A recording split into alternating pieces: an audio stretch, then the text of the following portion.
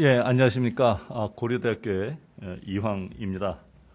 오늘 뜻깊은 자리에 공정거래 조정원 서울대 경쟁법센터와 공동 주최하고 사회를 맡게 되어서 매우 뜻깊게 생각합니다. 세계적으로 이제 온라인 플랫폼 빅테크 문제가 굉장히 많은 관심을 끌고 있습니다. 오늘 많이 의논되는 1부와 2부를 통틀어서 의논되는 얘기가 유럽과 미국에서 어떤 동향을 보이고 있는가의 문제인데, 사실 뭐 어느 나라건 자기 고유의 문제의식에서 대응으로 출발하는 것이겠죠.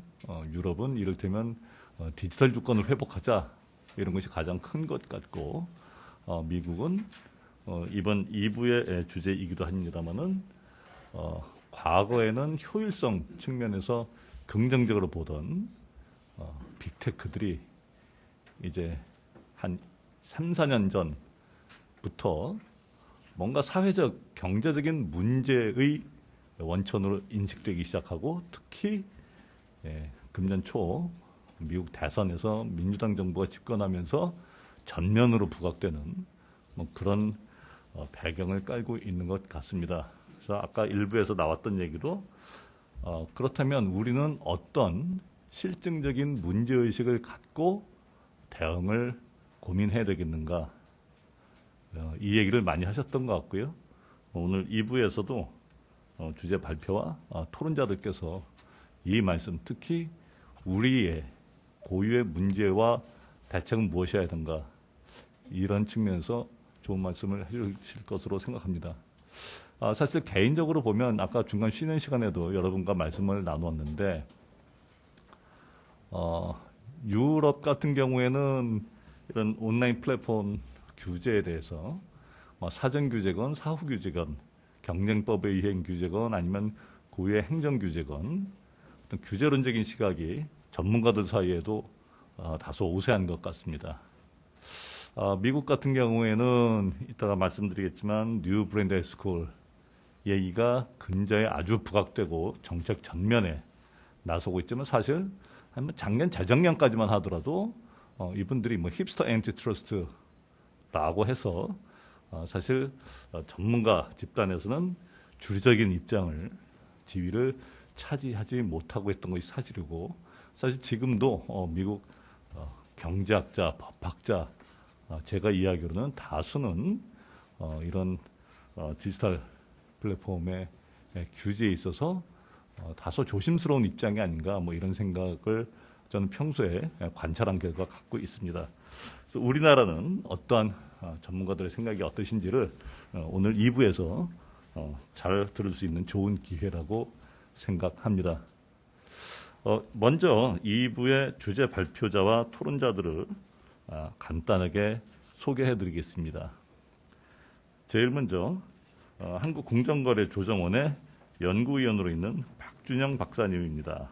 박 박사님께서 주제 발표를 해주시겠고, 그 다음에 토론 제일 처음으로 한양대학교 법학전문대학원에 있는 이호영 교수님입니다. 전임 한국경쟁법학회 회장님이시고, 우리나라에서 가장 리딩 스칼라라고 할 수 있겠습니다.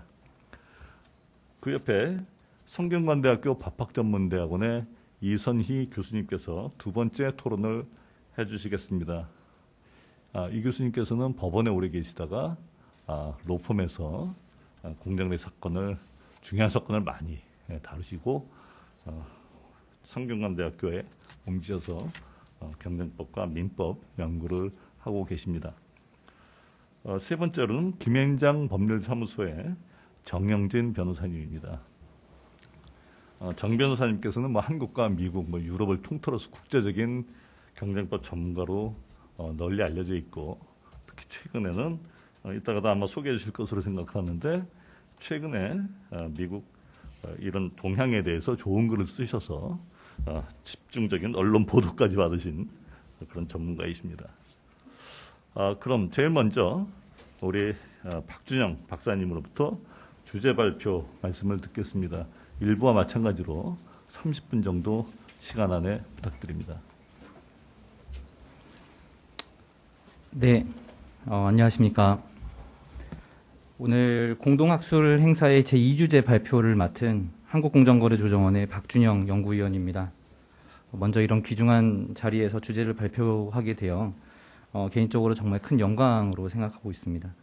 이 자리를 마련해 주신 모든 분들께 진심으로 감사드리고 저는 주어진 시간 내에 준비해온 발표 내용을 충실하게 전달드리기 위해서 최선을 다하겠습니다.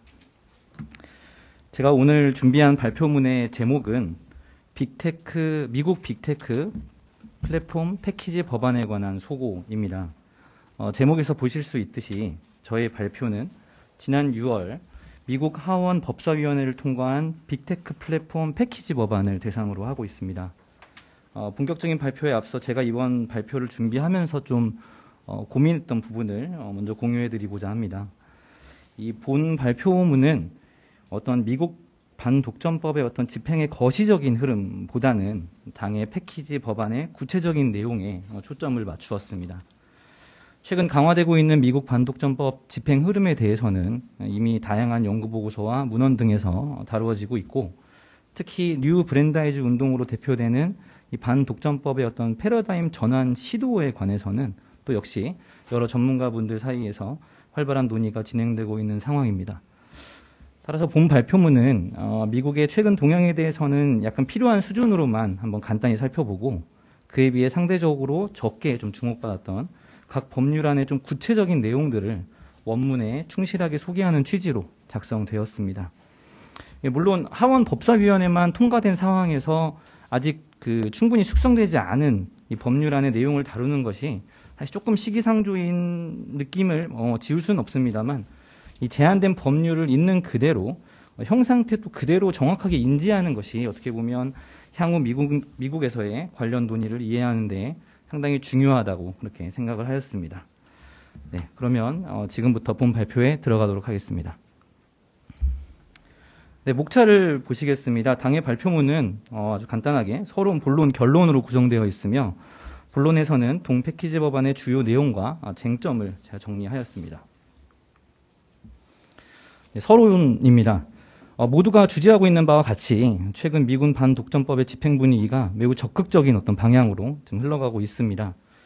이에 대해 우리에게 사실 매우 친숙한 리처드 포스너 판사의 이제 아들인 에릭 포스너 시카고 대학 로스쿨 교수가 Antitrust is back in America라는 에세이를 발표하였는데 저는 개인적으로 이 문구가 오늘날 미국 반독점법의 모습을 매우 잘 나타낸다고 생각해서 서론의 첫 소제목으로 한번 달아보았습니다. 우리나라에서도 이와 관련된 논의가 상당 수준 진행되고 있습니다. 자, 슬라이드에 적시해드린 대표적인 학술 논문 이외에도 공정거래위원회뿐만 아니라 여러 국책 연구기관 그리고 대표 로펌에서도 관련된 보고서 등을 발표하였습니다.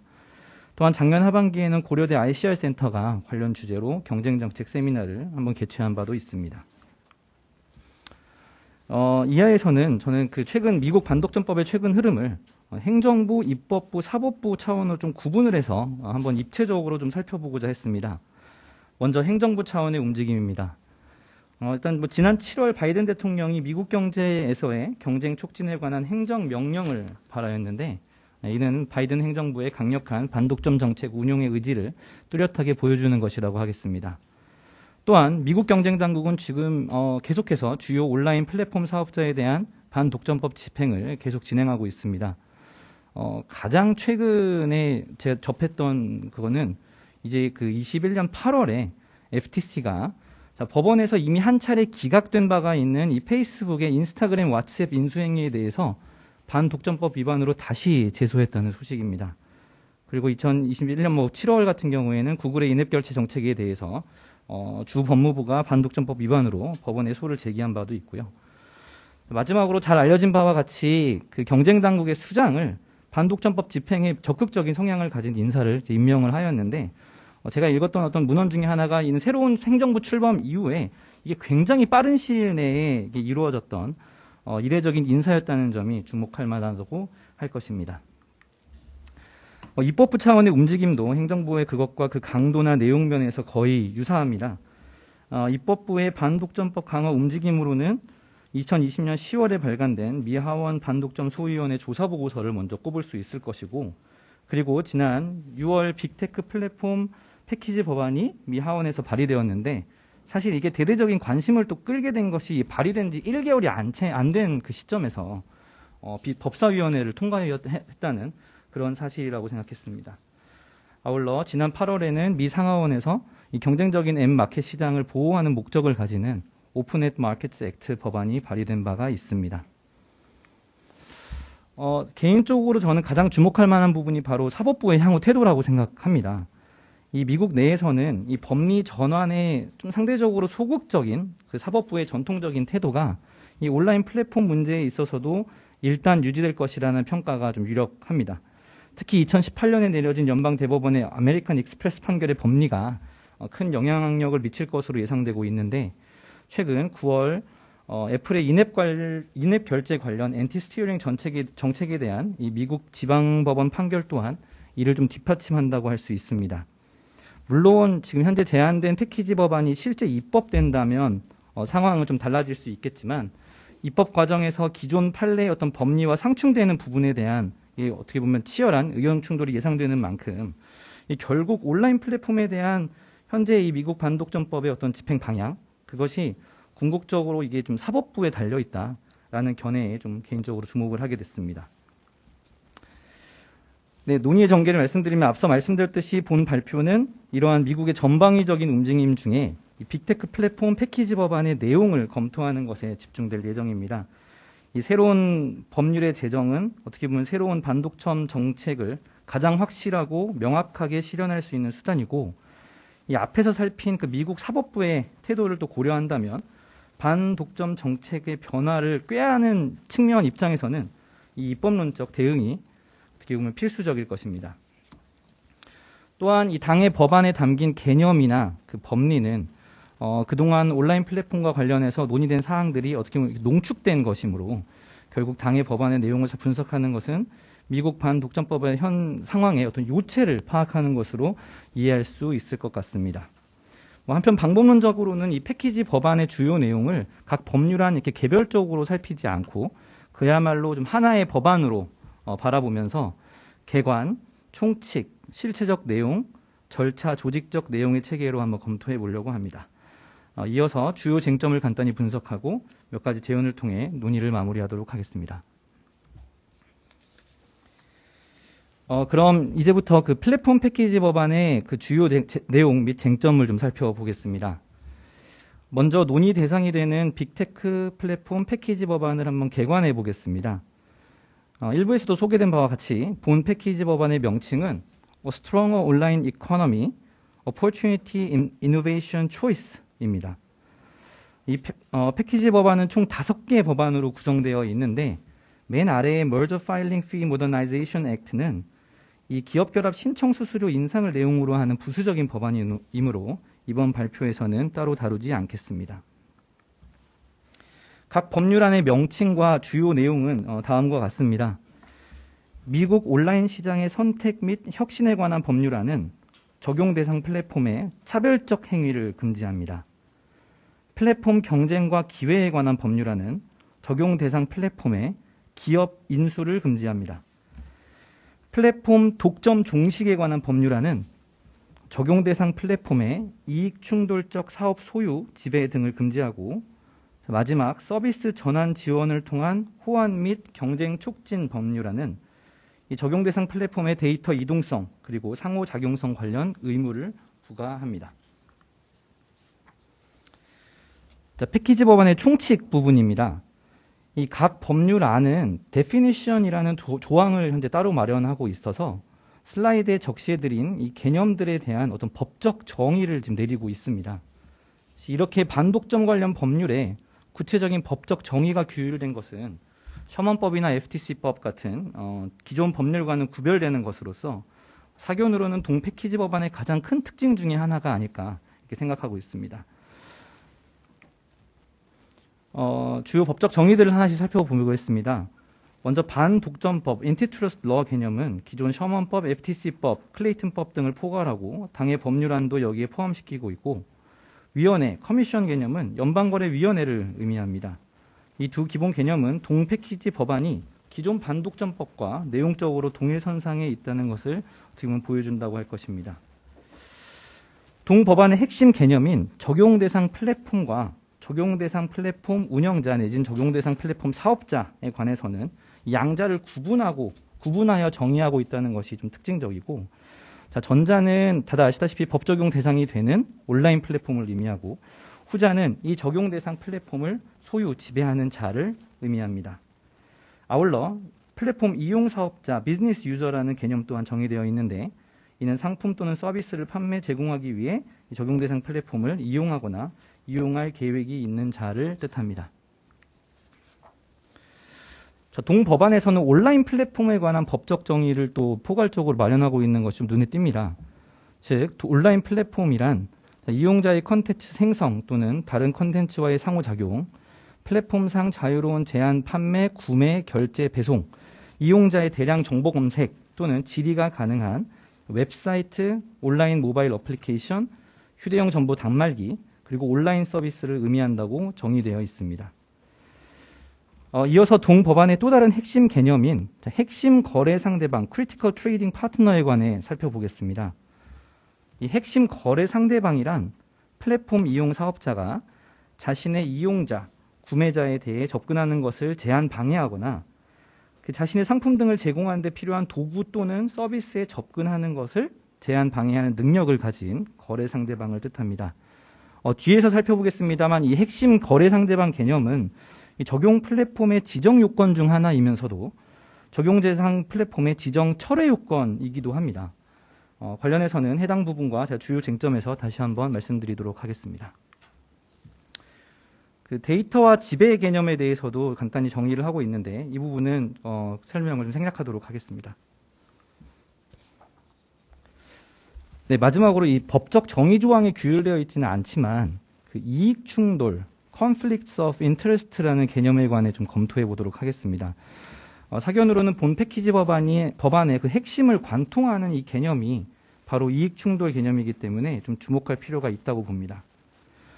동 법안이 상정하는 이익 충돌은 적용 대상 플랫폼 운영자가 적용 대상 플랫폼이 아닌 다른 사업을 소유 지배하여 자신의 상품 서비스 등을 우대하는 그런 동기 및 능력이나 경쟁 사업자의 상품 서비스 등을 배제하거나 불리하게 하는 동기 및 능력을 가지게 되는 그 상황에서 발생하는 이익 충돌을 의미한다. 그것을 포함한다라고 규정을 하고 있습니다. 이 이익 충돌 개념은 좀 이따 살펴볼 자사 우대 행위 등의 차별적 행위를 금지하는 미국 온라인 시장의 선택 및 혁신 법률안과 이익 충돌을 야기하는 사업의 소유 내지 지배를 직접 금지하는 플랫폼 독점 종식 법률안에 각각 규율되어 있는데 또 관련 쟁점에 대해서는 제가 해당 부분에서 간략히 말씀드리겠습니다. 다음으로 동법안의 법 적용 대상에 관해 말씀드리겠습니다. 많이들 아시다시피 동법안의 적용 대상은 아래의 요건을 갖춘 온라인 플랫폼, 즉 covered 플랫폼이며 본 발표에서는 이를 적용 대상 플랫폼이라고 칭하겠습니다. 먼저 적용 대상 플랫폼이 되기 위해서는 미국 내 월간 사용자 수가 5천만 명 이상이거나 월간 사업자 수가 10만 개 이상이고 누적적 요건입니다. 이고 당의 온라인 플랫폼을 소유 지배하는 자의 연간 매출액 또는 시가총액이 6천억 달러를 초과하고 당의 온라인 플랫폼이 핵심 거래 상대방이어야 합니다. 한편 위 요건을 충족하는지 여부에 있어서 월간 사용자 내지 사업자 수의 경우 적용 대상 플랫폼 지정 당월 또는 지정 전 그 12개월이라는 기간이 지금 조건이 있고 연간 매출액 내지 시가총액의 경우 적용 대상 플랫폼 지정 당해 연도 또는 지정 전 2년이라는 기간의 조건이 존재합니다. 이 시적 요건 이 부분에 대해서는 조금 기존 논의에서 좀 설명되지 않았던 부분이어서 좀 강조해서 설명을 드렸습니다. FTC 또는 DOJ는 위 요건에 해당하는 자를 적용 대상 플랫폼으로 지정하여야 합니다. shall designated로 되어 있기 때문에 지정하여야 하고요. 당의 지정은 철회되지 않는 한 소유 또는 지배구조와 무관하게 변화와 무관하게 10년간 유지되는데 이 적용 대상 플랫폼으로 지정된 자는 당의 지정에 대해 30일 이내에 미국 콜럼비아 항소법원에 불복할 수 있습니다. 적용 대상 플랫폼으로 지정된 자는 자신이 더 이상 핵심 거래 상대방이 아니라는 점을 입증할 수 있다면 그 10년이라는 기간 이전에도 FTC 또는 DOJ에 지정 철회를 신청할 수 있으며 이 FTC 또는 DOJ는 철회 신청 후 120일 이내에 철회 여부를 결정하여야 합니다. 다음은 각 법률안의 실체적 내용을 살펴보겠습니다. 이 실체적 내용에 관해서는 또 많은 보고서 등에서 다룬 바가 있으므로 간략하게 소개하고 넘어가도록 하겠습니다. 먼저 미국 온라인 시장의 선택 및 혁신에 관한 법률안입니다. 법조문 체계는 보시는 바와 같습니다. 법률안 제2조는 법 위반에 해당하는 차별적 행위를 규율하고 있습니다. 동조 A항에서는 적용 대상 플랫폼 운영자가 자신의 상품, 서비스 등을 다른 플랫폼 이용 사업자에 비해 우대하는 행위를 금지하고 다른 플랫폼 이용 사업자의 상품, 서비스 등을 배제하거나 불이익을 가하는 행위, 그리고 유사한 상황에 놓인 다른 플랫폼 이용 사업자들을 차별하는 행위를 금지합니다. 동조 B항은 기타 금지되는 차별적 행위의 유형을 매우 구체적으로 규정하고 있는데 총 10가지 행위가 규율되어 있습니다. 동조 C항에서는 그 적용 대상 플랫폼의 적극적 항변을 허용하면서 자신의 행위가 경쟁 과정을 침해하지 않는다는 점 또는 일정한 목적으로 제한된 범위에서 최소한의 차별 정도로 행해지고 합리적인 사유가 존재하고 필수 불가결했다는 점을 입증하면 이거는 1번 요건 또는 2번 요건을 입증하는 것인데요. 법 위반에 해당하지 않을 수 있다고 규정을 하고 있습니다. 조금 전에 말씀드린 제2조 B항에 규율된 총 10가지의 기타 차별적 행위는 보시는 바와 같습니다. 시간 관계상 자세한 설명을 좀 생략하도록 하겠습니다. 다음은 플랫폼 경쟁과 기회에 관한 법률안입니다. 법조문 체계는 보시는 바와 같습니다. 동법안 제2조는 법 위반에 해당하는 기업 인수에 관해 규율하고 있습니다. 동조 A항은 적용 대상 플랫폼 운영자가 다른 사업자, 사업을 영위하는 자라고 되어 있는 다른 사업자의 주식, 자산의 일부 또는 전부를 직간접적으로 인수하는 경우를 법 위반으로 규정합니다. 동조 B항에서는 위법성 조각사유에 관해서 정의하고 있는데요. 적용 대상 플랫폼이 당해 인수 행위가 클레이튼법 제7A조 C항에 규율된 적용 제외 거래에 해당되거나 인수한 사업이 실질적 경쟁 관계에 있지 아니하고 초기 경쟁 내지 잠재적 경쟁을 형성하지 아니하며 적용 대상 플랫폼 운영자의 시장 내 지위를 증가, 유지하지 않는다는 점을 입증하면 법 위반에 해당하지 않을 수 있습니다. 참고로 동법률안의 특징적인 좀 두 가지 사항을 말씀드리면 바로 앞서 설명드린 그 위법성 조각 사유 중 두 번째 사유에서 말하는 초기 경쟁 내지 잠재적 경쟁에는 이용자 관심에 대한 경쟁이라고 번역을 했는데 competition for users attention, competition for attention 이 개념이 포함된다는 내용의 제2조 C항 그리고 추가적 데이터 접근을 가능하게 하는 인수행위는 그 자체로 적용 대상 플랫폼의 시장 내 지위를 향상 또는 유지시킬 수 있다고 규정하는 제2조 D항의 내용입니다. 다음은 플랫폼 독점 종시에 관한 법률안을 살펴보겠습니다. 법조문 체계는 슬라이드에 정리해드린 바와 같습니다. 법안 제2조는 법 위반에 해당하는 이익 충돌을 규율하면서 플랫폼 이용 사업자가 영위하는 사업 적용 대상 플랫폼에서의 우대를 조건으로 상품 서비스를 제공하는 사업, 이익 충돌을 발생할 수 있는 기타 사업과 같이 다시 한번 나오는 개념인데 이익 충돌을 가져올 수 있는 사업을 적용 대상 플랫폼 운영자가 소유 지배하는 것을 금지하고 있습니다. 한편 법안 4조는 적용 대상 플랫폼의 임직원 등이 과거에 적용 대상 플랫폼이 소유 지배한 법인의 임원, 이사로 겸직하는 것을 금지합니다.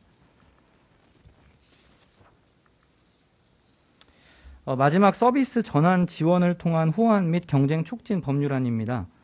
법조문 체계는 아래 보시는 바와 같고 당해 법률안은 적용 대상 플랫폼의 데이터 관련 의무사항을 규율하고 있습니다. 먼저 법안 제3조는 데이터 이동성 관련 규율사항을 마련하고 있습니다. 즉 적용 대상 플랫폼 운영자는 플랫폼 이용 사업자로의 안전한 데이터 이동을 가능하게 하는 투명하고 제3자가 접근 가능한 인터페이스를 당의 법률의 표준에 맞게 체계화, 상용화하여 유지하여야 합니다. 또한 법안 제4조에 의하면 적용 대상 플랫폼은 경쟁 사업자와의 상호작용성을 촉진하거나 유지하기 위한 다시 한번 이른바 투명하고 제3자가 접근 가능한 인터페이스를 당의 법률 표준에 맞게 체계화, 상용화하여서 유지하여야 합니다. 또한 제3조와 제4조 모두 이 데이터 이동성 그리고 상호작용성과 관련한 경쟁 사업자의 데이터 보호 의무를 규정하고 있고 여기서 말하는 법률의 표준은 이 법안 제6조 C항에 그 내용이 나와 있고 그것에 따라 FTC가 마련하는 기술 표준을 뜻합니다. 동법안에는 또 이용자의 데이터 수집 활용 공유가 최소화해야 된다라는 그런 내용의 데이터 미니마이제이션 규정과 적용 대상 플랫폼이 준수하여야 하는 기술 표준 관련 규정이 마련되어 있습니다. 관련해서는 슬라이드를 참조해 주시고 또 설명은 약간 생략하도록 하겠습니다. 다음으로 빅테크 플랫폼 패키지 법안의 절차적 조직적 내용을 좀 살펴보겠습니다. 먼저 절차적 내용에 관해서는 크게 제재 수단과 사법 심사로 구분하여 좀 말씀드릴 수 있을 것입니다. 동 법안에는 다양한 제재 수단이 마련되어 있습니다.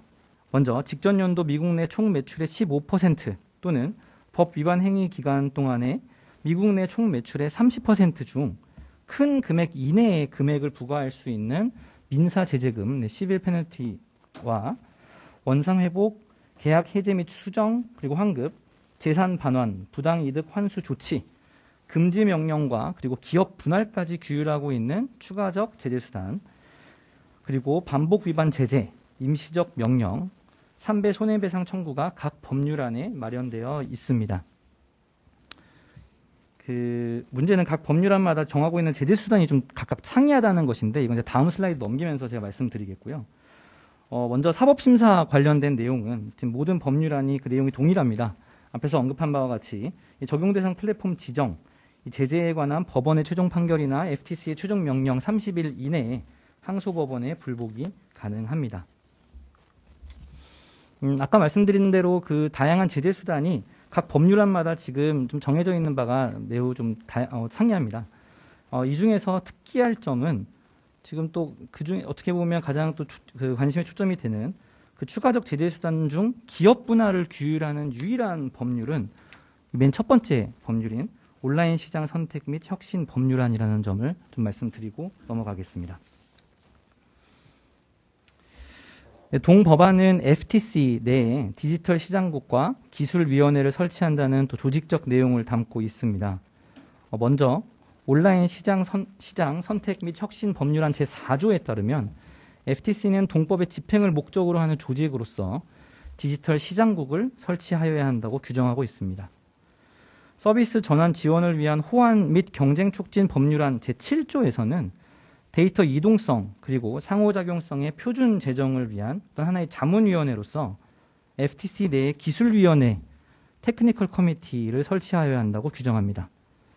사실 FTC가 미국 연방 차원의 경쟁 당국이라는 것에는 큰 논쟁이나 다원이 필요하지 않으므로 사실 당의 규정은 이 온라인 플랫폼의 차별적 행위와 데이터 이동성 그리고 상호작용성 관련 쟁점에 대해서는 이 경쟁 당국 내 전담 조직 내지 자문위원회를 설치해서 이 반독점법 차원의 대응을 확실하게 하겠다는 것으로 해석됩니다. 저에게 좀 할당된 시간이 조금 거의 다 되어 가지만 마지막으로 좀 동 패키지 법안의 주요 쟁점들을 개념적, 실체법적, 절차 조직법적 측면으로 구분해서 각각 간단히 짚어보도록 하겠습니다.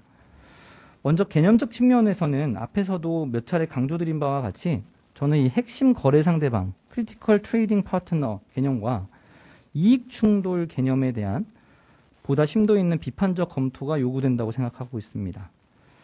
적용 대상 플랫폼의 지정 요건이자 동시에 철회 요건인 이 핵심 거래 상대방에 대해서는 사실 이 핵심 거래 상대방 여부에 대한 입증을 지정을 할 때는 경쟁 당국이 해야 되는데 이 입증을 어떻게 할 것인지 결국 이 핵심 거래 상대방 해당 여부가 향후 이 적용 대상 플랫폼 지정 철회 절차에서 가장 큰 쟁점이 혹시 될 수 있지는 않을지 한번 검토되어야 합니다. 그리고 뭐 앞에서도 말씀드렸듯이 제가 좀 개인적으로 상당히 좀 흥미를 느끼는 개념이 바로 이익충돌 개념인데요. 본 법안에서 사용된 이익충돌 개념은 이른바 반경쟁적 이익충돌 내지 반경쟁적 행위를 야기하는 이익충돌을 의미하는 것으로 보입니다. 제가 이 발표 자료에는 담지는 않았었는데 지금 현재 이 미국 반독점법의 흐름의 가장 중심에 있는 인물인 그 리나칸의 그 논문을 보면 이 이익충돌이라는 개념이 정말 수십 차례 등장합니다. 사실 근데 이익충돌로 인해서 자사우대도 금지를 해야 되고 이익충돌을 발생하는 기업 인수를 막아야 되고 이런 주장들이 논문에 나오고 있는데 사실 그 부분에 대한 좀 개인적으로는 약간 그 엄밀한 논증이 좀 빠져 있는 것이 아닌가라는 생각을 갖고 있어서 흥미를 좀 가지고 있습니다. 이 이익충돌이라는 것은 이 법 영역 사실 어디에서나 문제되는 쟁점이지만 이 이익충돌의 경쟁법적 의미는 대체 무엇일까? 경쟁법적으로 당의 개념이 어떻게 수용될 수 있을까? 온라인 플랫폼이 직면하는 어떤 경쟁법적 이익충돌은 대체 어떠한 양상을 띠는가? 온라인 플랫폼에 대한 이 지금 현재 패키지 법안의 어떤 그 규제를 정당화할 수 있는 것인가 등이 고찰되어야 할 것으로 생각하고 있습니다. 실체법적 측면의 쟁점으로는 불공정한 경쟁 수단, 이른바 unfair method of competition 조항을 한번 좀 주목해 보고자 합니다. 그 패키지 법안의 각 법률안 모두 이 법 위반 행위가 FTC법 제5조의 불공정한 경쟁 수단에도 해당한다라고 규정을 하고 있습니다. 자, 그렇다면 일견 지금까지 살핀 패키지 법안은 기존 반독점법, 특히 FTC법과 일맥상통한다고 할 것이고 오히려 이 FTC법 제5조의 범위가 확대되는 것은 아닌지 FTC의 법 집행 권한을 강화하는 것을 꾀하고 있는 것은 아닌지 따져볼 수도 있을 것 같습니다. 다시 한번 강조드리지만 무엇보다 확실한 것은 이 미국의 경우 이 온라인 플랫폼이 야기하는 다양한 문제점 중 이 패키지 법안이 지금 규율하고 있는 내용에 대해서는 경쟁법적 접근, 즉 반독점법 차원의 접근을 최우선으로 하고자 하는 어떤 그런 의지를 갖고 있다는 점입니다. 마지막으로 절차 조직법적 측면의 쟁점입니다. 저는 무엇보다 이 적용 대상 플랫폼 지정 절차와 관련해서 지금 플랫폼 그 법안, 그 패키지 법안에는 당의 지정을 위한 어떤 조사 절차나 아니면 심의 절차가 있을 것인데 그 절차가 어떻게 이루어질지 사실 전혀 정해져 있지 않고 지정 절차에서의 그 당사자 권리 보장이 어떻게 이루어질 것인지에 대해서도 따로 내용이 정해져 있지 않습니다. 그렇다면 일단 일견 당의 절차는 이 일반 행정 절차법에 의해서 규율되는 것인지에 대한 의문이 오고 그것이 과연 사실 이 한번 지정되면 10년이라는 어떤 큰 아주 긴 기간의 규제 강도를 갖기 때문에 적법 절차 원칙의 차원에서 과연 이게 타당한 것인지 또 분석해 볼 필요가 있습니다. 또한 앞서 설명드렸듯이 다양한 제재 수단이 각 법률안마다 마련되어 있는데 보다 좀 정비가 필요하지 않은지 좀 살펴볼 필요가 있다고도 생각해 보았습니다. 네, 마지막 결론입니다. 나머지 부분은 발표 자료나 앞서 설명드린 내용으로 대체하기로 하고 저는 그 두 번째 결론만 잠깐 말씀드리면서 좀 발표를 마무리하겠습니다. 이미 상당히 이루어지고 있고 계속해서 강조되고 있는 것처럼 이 온라인 플랫폼의 경쟁법적 쟁점에 관한 보다 넓은 비교법적 연구가 요구된다고 생각을 합니다. 비록 본 발표는 미국의 5개 빅테크 플랫폼 패키지 법안에 관해서만 다루었지만 이뿐만 아니라 EU, 독일, 프랑스, 일본 등 주요국의 입법 및 집행 동향에 관해서도 입체적인 연구가 계속 진행되어야 할 것입니다. 그리고 결국은 이러한 해외 동향의 어떤 종합적인 검토를 통해 계속해서 지금 강조하고 계신 우리나라 온라인 플랫폼 시장에 맞는 이 경쟁법적 접근 방식을 도출하는 이 비교법 연구의 궁극적 목적을 달성해야 할 것으로 생각합니다. 이것이 결국 온라인 플랫폼이 시장 경제에 야기하는 이 복합적인 문제에 관해서 종합적으로 고찰하고 이를 바탕으로 경쟁 당국의 역할과 어떤 그 역할 수행 방식에 대한 진정한 고민이 이루어질 수 있을 것으로 생각하기 때문입니다. 네, 그럼 이상으로 발표를 모두 마치겠습니다. 경청해 주셔서 진심으로 감사드립니다.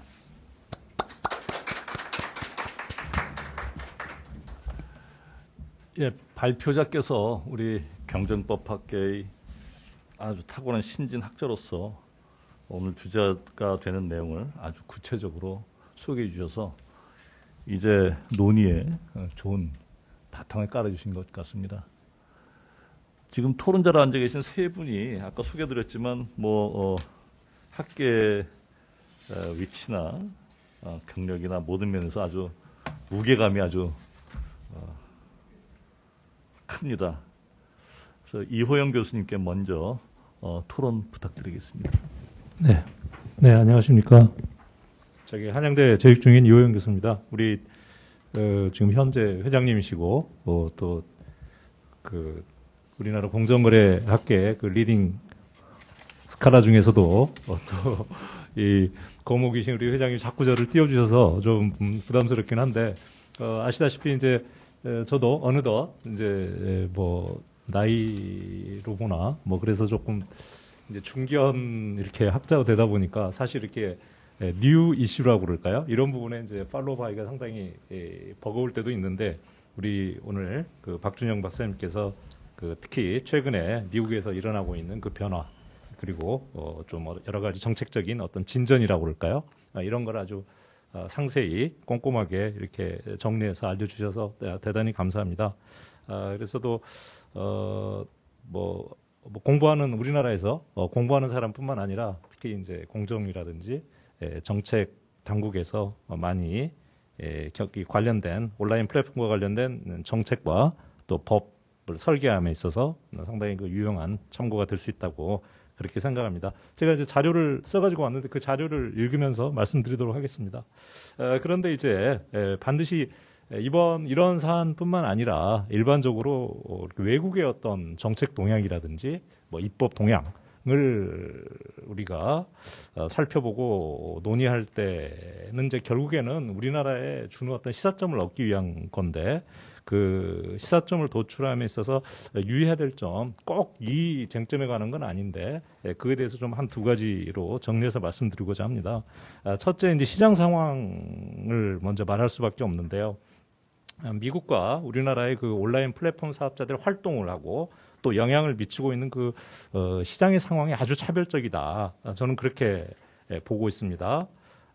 제가 구체적인 어떤 데이터를 가지고 오지는 못했습니다만 우리나라의 경우에 글로벌 사업자인 구글이나 페이스북, 아마존과 같은 이제 사업 플랫폼 사업자들이 상당 정도로 적극적으로 아주 치열하게 경쟁적으로 활동을 하고 있고 또 그러게 대항해서 우리나라의 어떤 이제 로컬 사업자라고 그럴까요? 꼭 로컬은 아닌데 하여간 국내에 기반을 둔 사업자들이 다양한 분야에서 또 적극적으로 성공적으로 상당수 플랫폼 사업자들이 경쟁 활동을 펼치고 있습니다.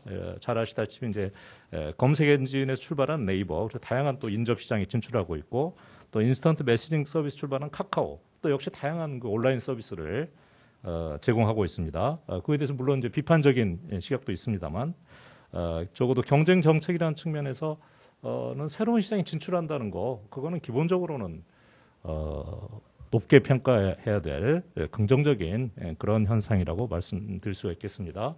또 상거래 분야에서 쿠팡 아주 적극적인 경우에 따라서는 다른 기존 사업자들 입장에서는 이게 좀 매기다, 매버릭이다, 이렇게까지 지목할 정도로 아주 적극적인 그런 사업자이고요.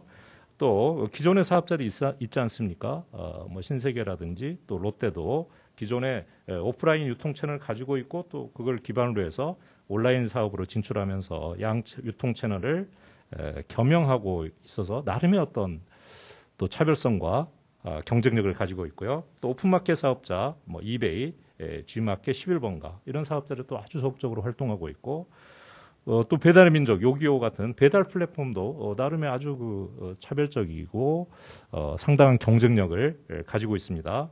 등등 각 또 특정 영역에서 활동하는 다수의 플랫폼 사업자들이 다수 존재하고 또 지금도 새로운 사업자들이 호시탐탐 진출하는 것을 노리고 있다. 이렇게 말씀드릴 수가 있겠습니다. 그런 측면에서 이 미국과 비교했을 경우에 이 온라인 플랫폼 사업자를 활동하고 있고 또 영향을 미치는 그런 시장이 상당히 역동적이고 경쟁적이다.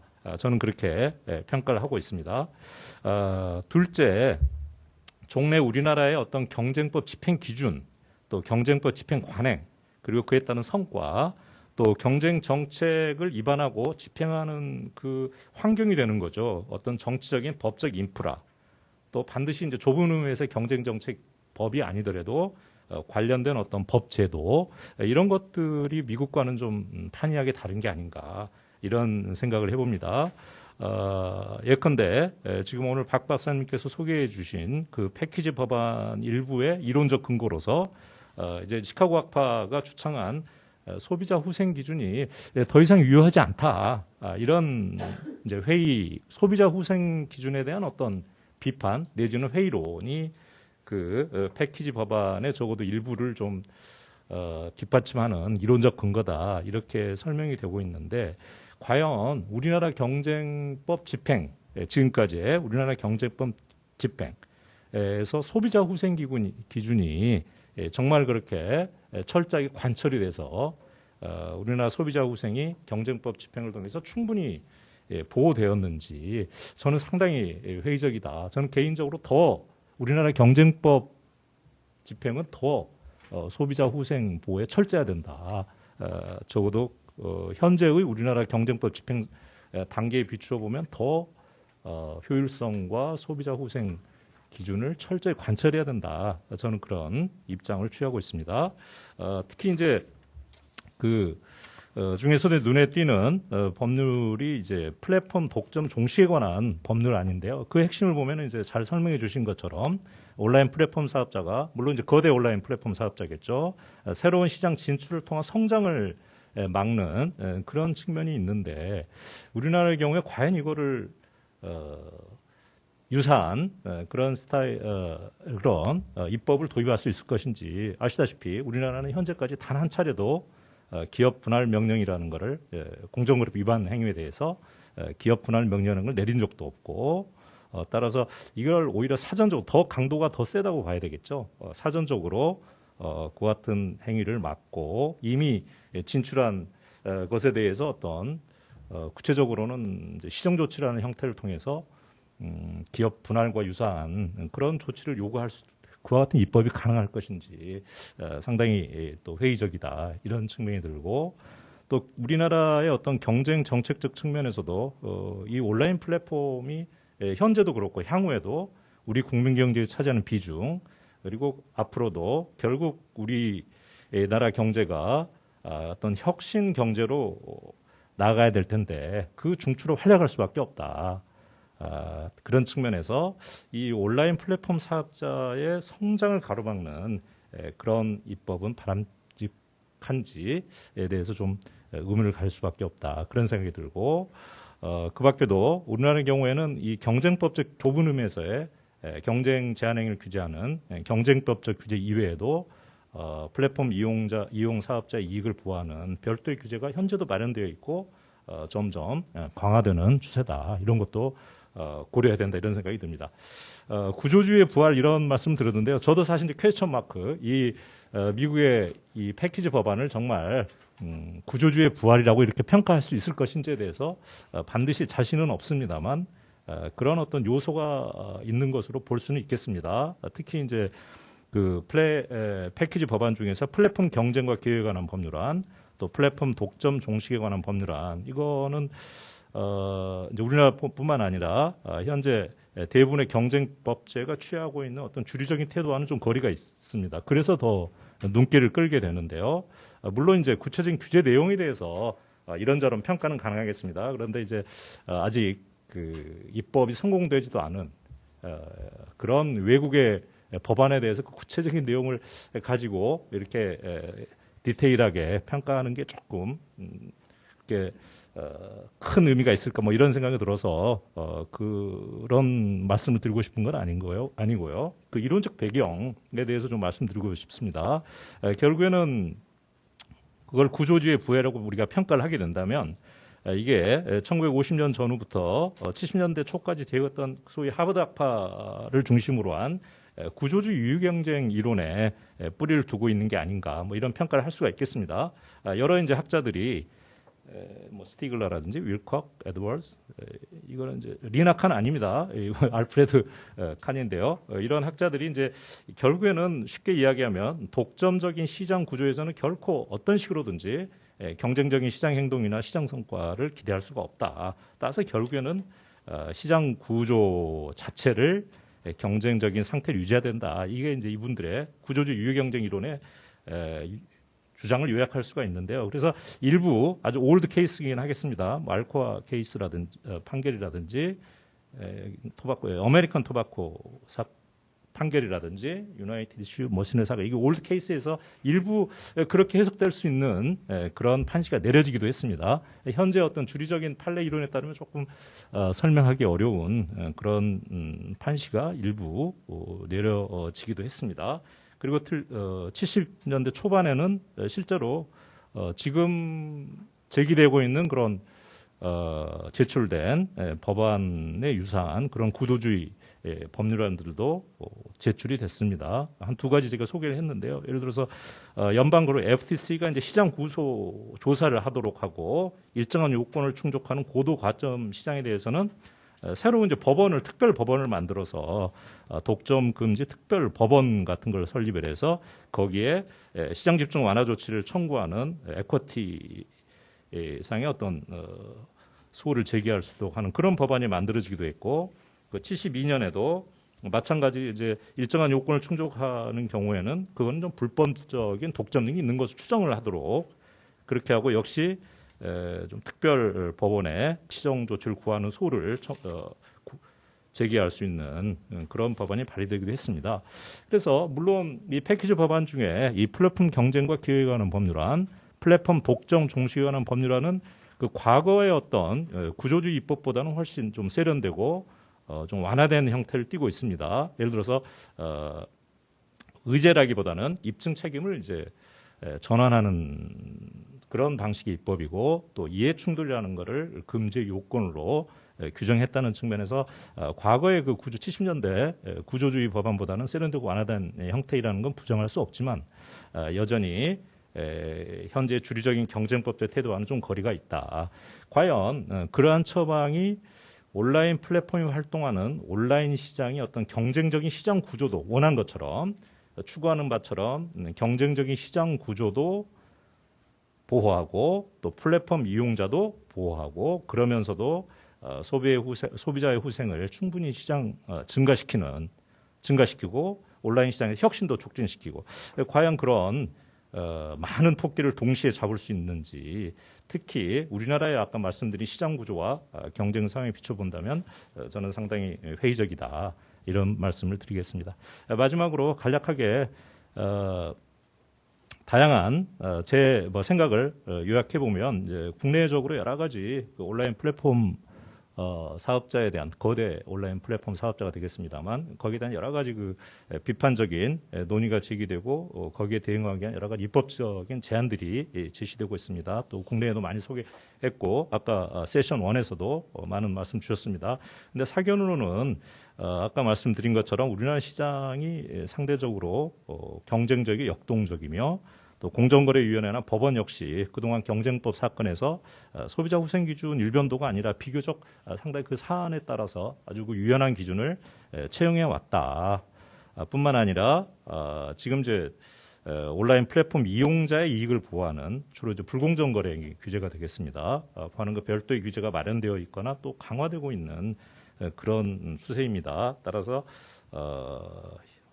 우리나라의 지금 현재 상황에서 섣불리 온라인 플랫폼 사업자에 대해서만 종래 경쟁법 관련 입법 정책이나 법 집행 관행 기준과 거리가 있는 그런 입법이나 규제를 마련하는 것은 좀 신중할 필요가 있는 게 아닌가 이런 생각을 하게 되고 물론 이제 손을 놓고 있자 이런 건 아닙니다.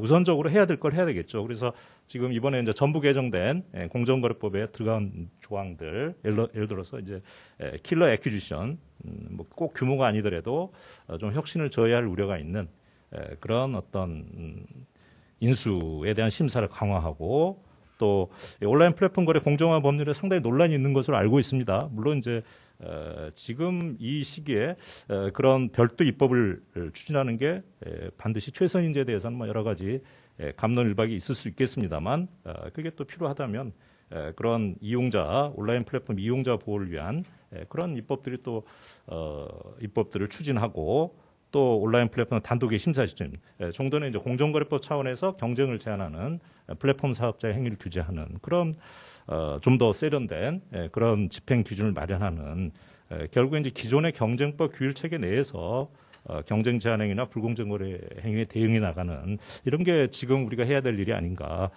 이런 생각을 하게 됩니다. 추가적으로 한 가지만 말씀드리면 이제 이 거대 온라인 플랫폼 사업자의 특히 데이터 수집 관련 어떤 약탈적 관행이라든지 플랫폼 이용자들의 이익을 침해하는 행위를 현재 공정거래법상 여러 가지 경쟁 제한 효과를 입증하는 게 어렵다. 따라서 부득이 거래상 지위남용 행위 조항을 많이 사용하고 있는데 제가 권하고 싶은 것은 이 시장 지배적 지위남용 행위 조항 중 특히 착취남용 조항을 뭐 필요하다면 시행령의 약간의 입법적 보완을 통해서도 좀 적극적으로 활용하는 것을 고민해야 될 때가 아닌가 이런 생각이 듭니다. 네, 마치겠습니다. 네. 예, 감사합니다. 이 교수님 말씀 중에, 아까 쉬는 시간에도 다른 교수님하고 좀 얘기를 하긴 했는데, 우리나라에서, 외국에 아직, 의회를 통과하지도 않은 법안에 대해서 굉장히 우리가 민감하게 관심을 많이 갖죠. 작년에도, EU의, DSA NCT 법안에 대해서 사실 그 법안의 초안이었는데, 저희 아이소 센터도 세미나를 했지만, 아직도 사실은 법안이 의회에 계류 중인 상태고, 미국에서도 지금 오늘 논의하는 이런 패키지 법안이 사실 하원 법사위를 통과했지만, 그게 미국 민주당에서는 아직 본회의에 제출할 의사가 없는 상태고, 상원에서도 아직 논의가 지지부진하고, 더구나 아까 주제 발표하신 박 박사께서 말씀하신 것처럼 법원에서 나중에 어떻게 될지 보수적인 성향인 법원에서 또 더 멀리 보면 내년 11월인가가 아마 미국 중간 선거일 텐데 현재 바이든 행정부의 이런 입장이 미국 내년 11월 중간 선거 이후에는 어떻게 될지 하여튼 불확실성이 많은데 하여튼 우리가 우리 나라의 경제 속성상 불가피하다 하더라도 하여튼 상당히 많은 관심을 갖고 있는 것은 사실인 것 같습니다. 자, 말씀이 좀 길어졌지만 다음으로 이선희 교수님 말씀 듣겠습니다. 우리 이선희 교수님께서 아까 잠깐 소개해드렸지만 판사하시면서 여러 가지 사건 많이 하시고 재판 연구관 하시면서는 행정사건을 많이 하셨어요. 대학 가서는 지금 민법도 하시고 우리 공정거래법도 하시고 그래서 법조인으로서 이 실무와 학문의 다양한 분야를 다 망라해서 다루셔서 굉장히 균형감 있는 말씀을 평소에 해주시는데 오늘도 좀 기대하겠습니다. 부탁드립니다.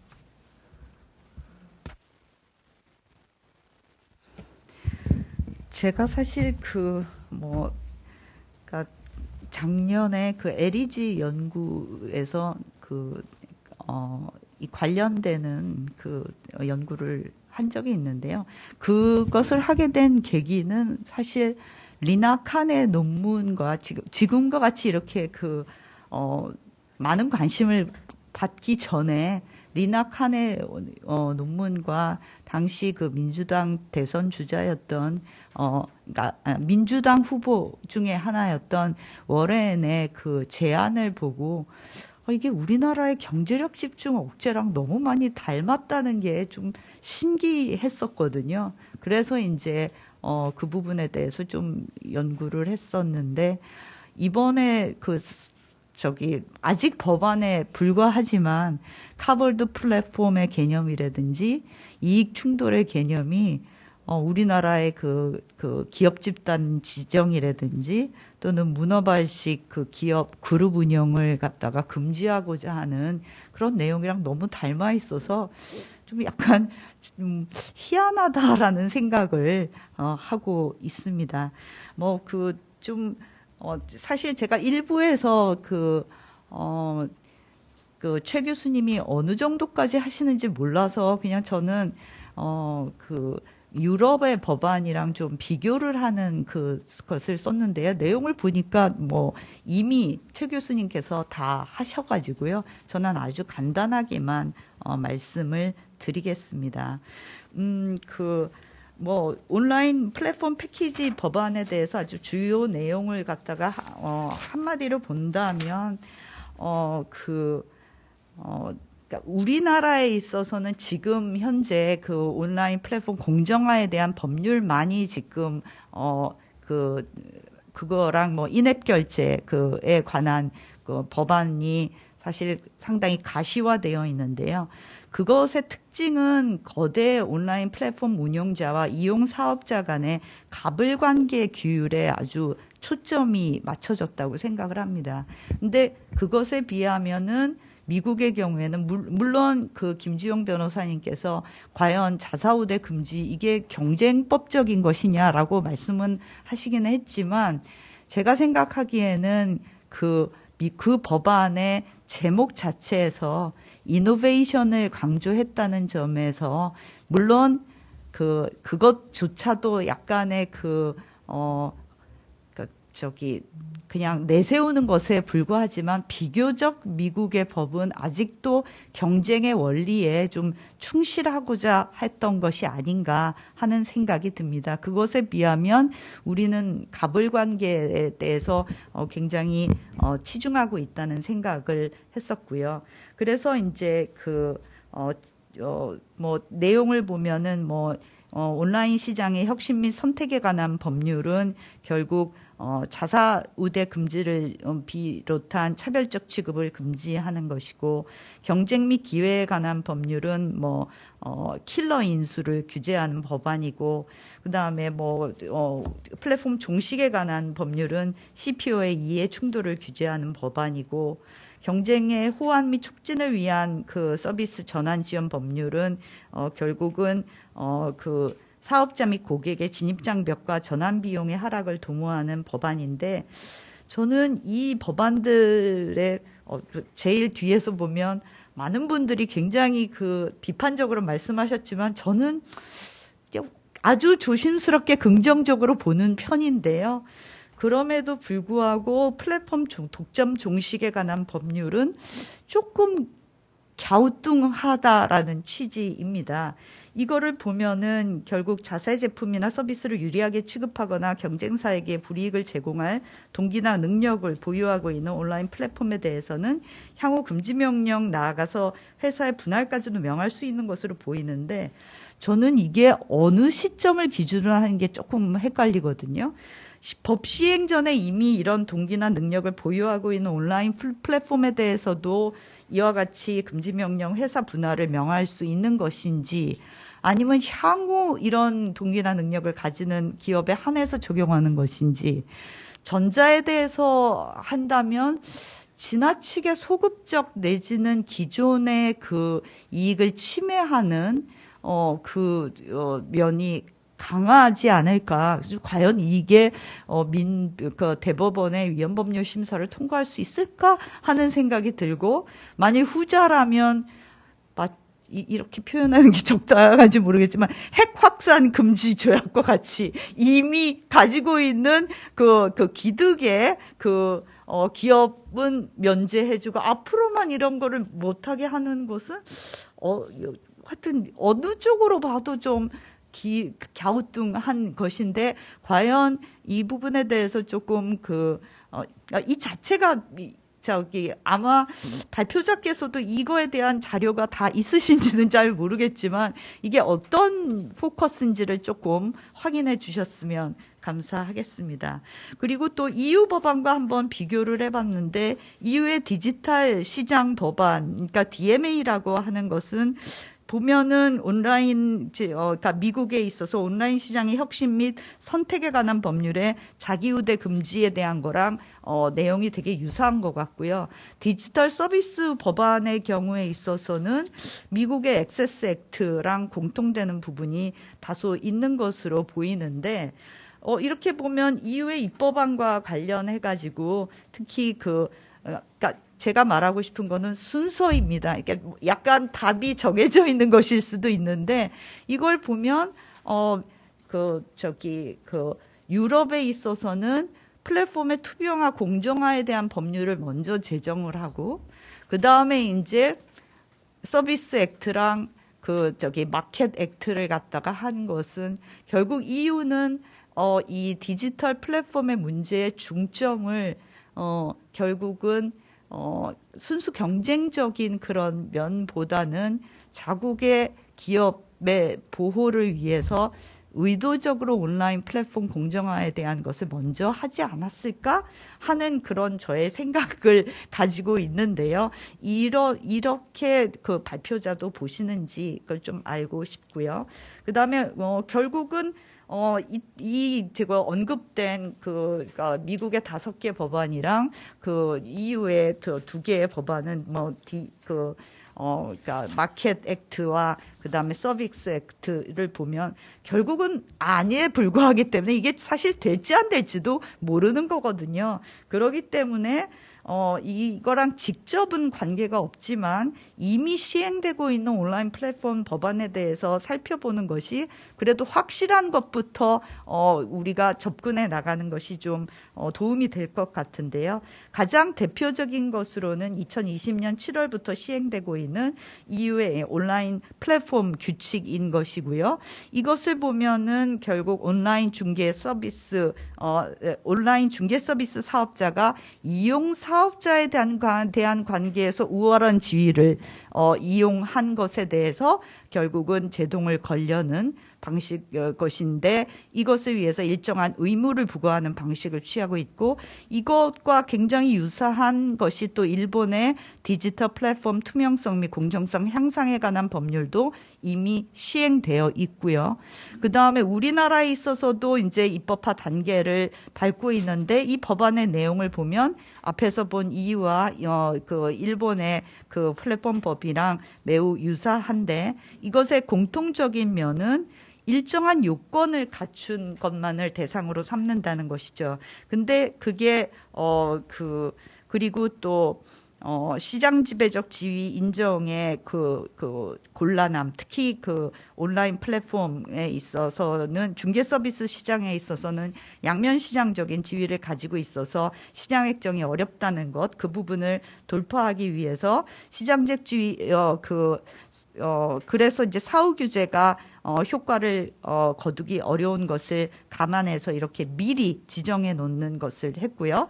그리고 또 보면은 약간 차이는 있지만 구글, 애플, 페이스북, 아마존과 같은 그 해외 사업자도 적용 대상으로 삼고 있는 것이고 대상이 되는 온라인 플랫폼 중개업자가 부담하는 의무의 내용은 경쟁 질서랑 직접 관련되는 것이라기보다는 가불관계의 측면에서 보고 있는 면이 있습니다. 근데 차이점을 보면 우리 법이 굉장히 강력한데요.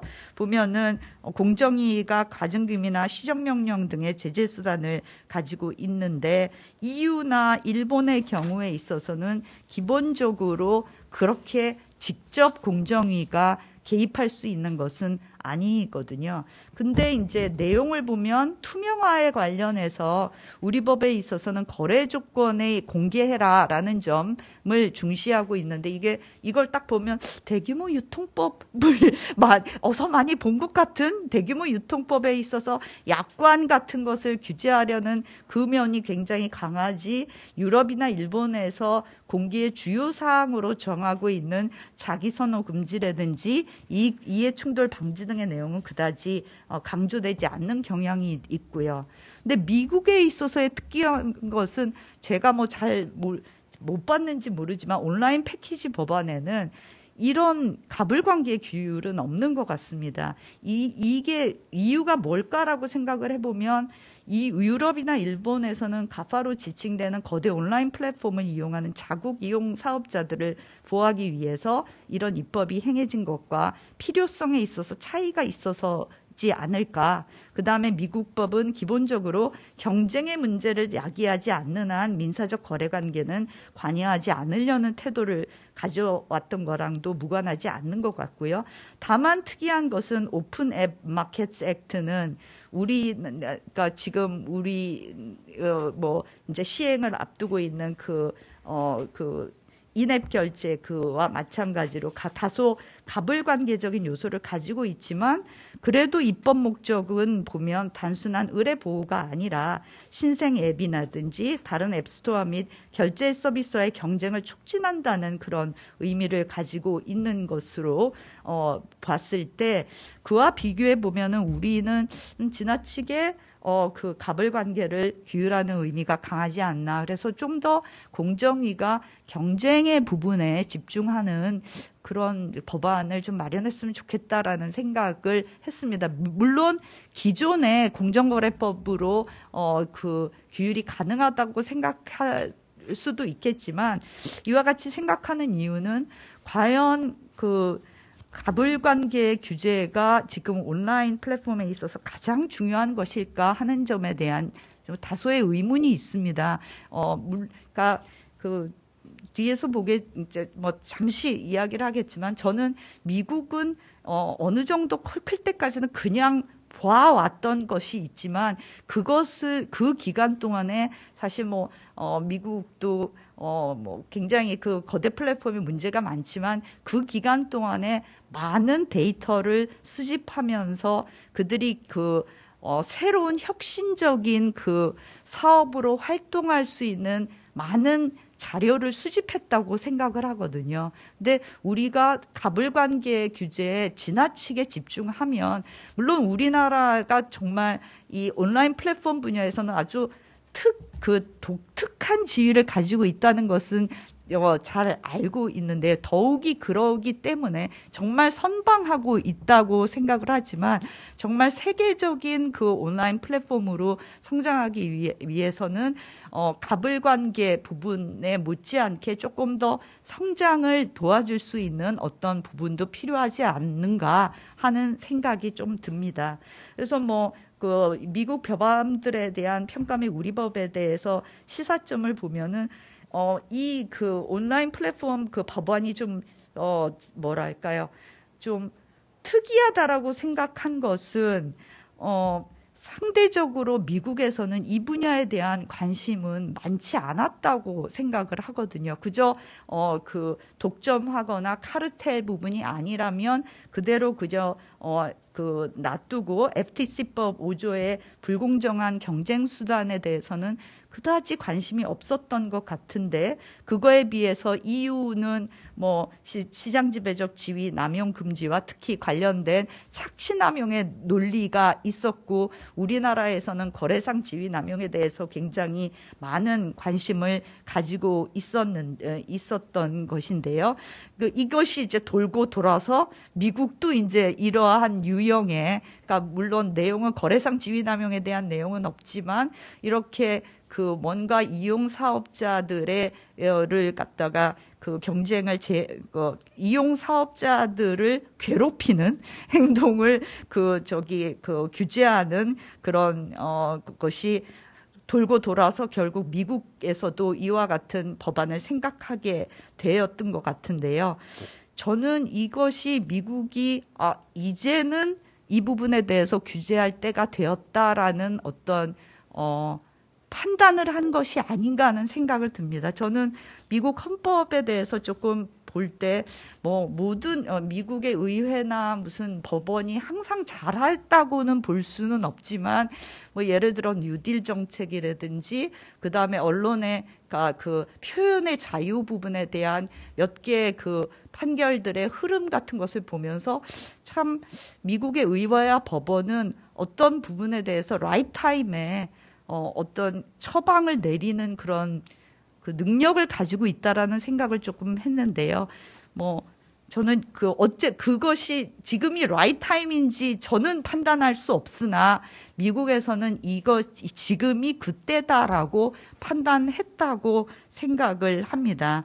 그래서 결국은 법원이 다소 보수적인 것은 사실이지만 미국 법원의 특징은 전체적인 흐름을 거스르지 않는 그런 특징을 가지고 있다고 저는 생각을 하거든요. 그렇다고 보면 만일 진짜 이것이 라이트 타임이었다면 미국 법원도 그렇게 무조건 보수적으로 나갈지 것이라고는 저는 생각을 하진 않습니다.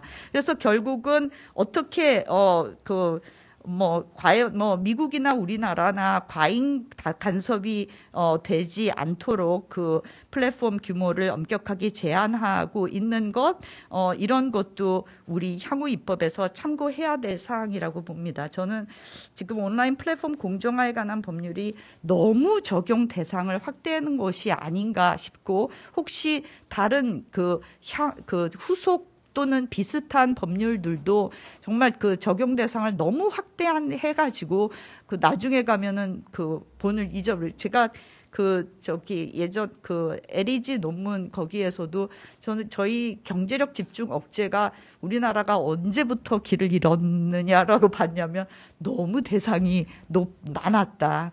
그런 게 보면 미국이 어떻게 생각하면 표적 입법이라고 보일 수도 있지만 미국과 유럽은 굉장히 적용 대상을 제한하고 있다는 것이 이 법의 목적을 정확하게 말해주고 있다는 생각이 들거든요.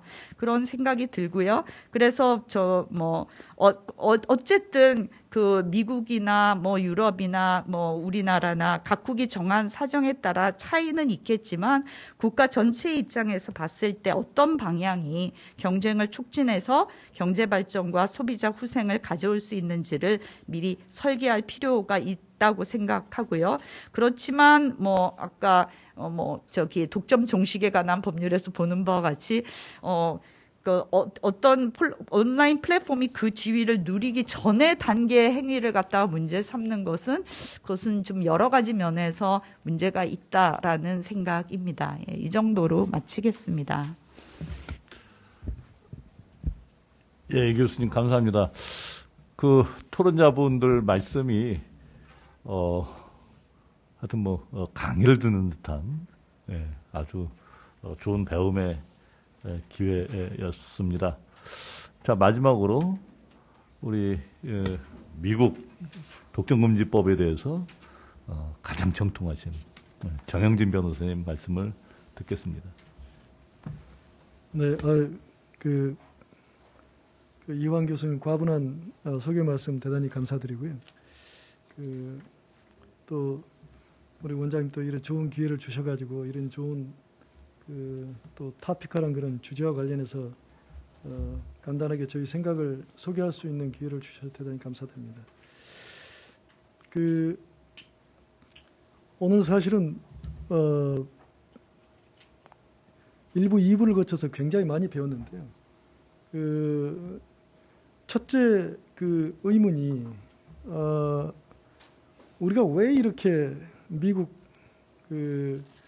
독점금지법 관련된 법안에 대해서 이렇게까지 큰 관심을 갖게 되었는가라고 하는 겁니다. 이게 오늘 이호영 교수님께서도 말씀을 주셨고 그리고 이황 교수님께서도 또 말씀을 주셨는데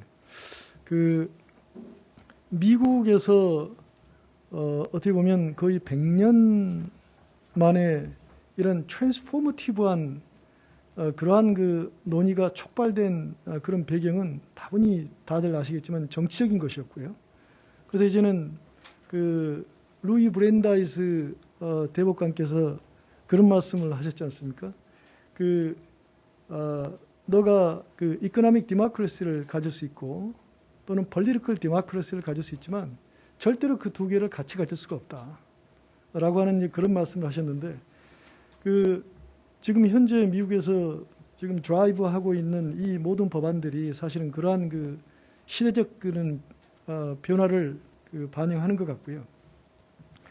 근데 제가 이제 실무가로서 우리 교수님들께서는 큰 담론에 대해서 말씀하셨는데 제가 제한된 시간 내에 실무가로서 지금 저희들이 논의하고 있는 발제자께서 상세하게 설명하신 이 법안에 대해서 말씀을 드린다면 이건 대단히 미국적 그런 접근법이다. 이런 말씀을 좀 드리고 싶습니다. 왜냐하면 이게 지금 법안들이 모두가 전부 다 어떤 것을 염두에 두고 있냐면은 결국은 이게 어떤 사건이 법원에 갔을 경우에 어떻게 될까? 라고 하는 생각을 계속 그 염두에 두고 이 법안을 만들고 이 조문들을 만들고 그렇게 해서 지금 하원 법사위를 통과한 거거든요.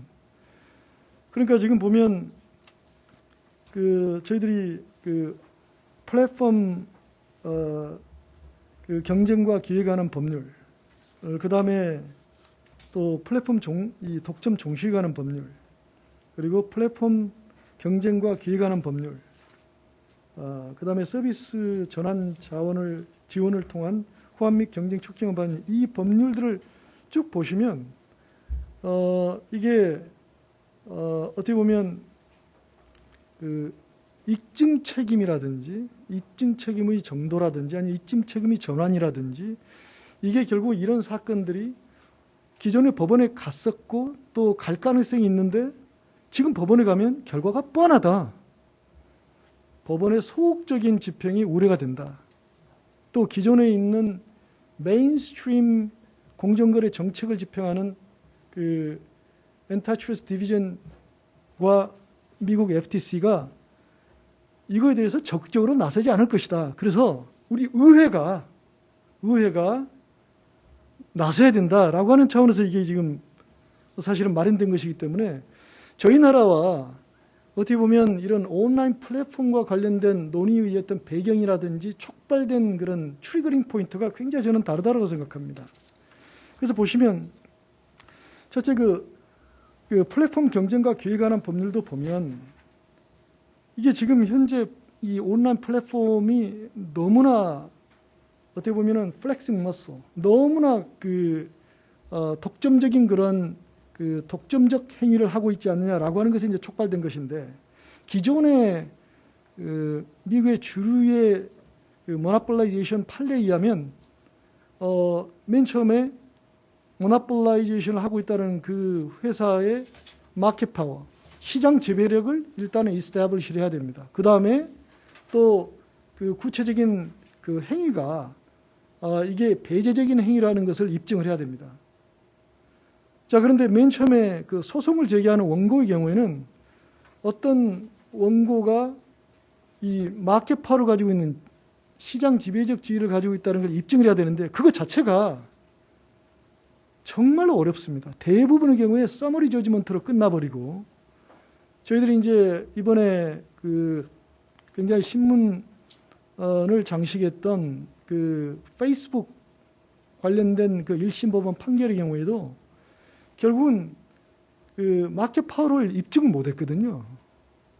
이제 양면시장의 특성과 관련된 아메리칸 익스프레스 대법원 판결을 상당히 그 염두에 둔 그런 결정이라고 볼 수 있지만 기본적으로 그게 미국에서 보는 소위 마켓 파워에 대한 기본적인 인포스먼트 트렌드고 그게 바로 메인스트림이고 그게 그 행정부 또는 법원에서 그렇게 받아들이고 있기 때문에 의회에서 볼 때는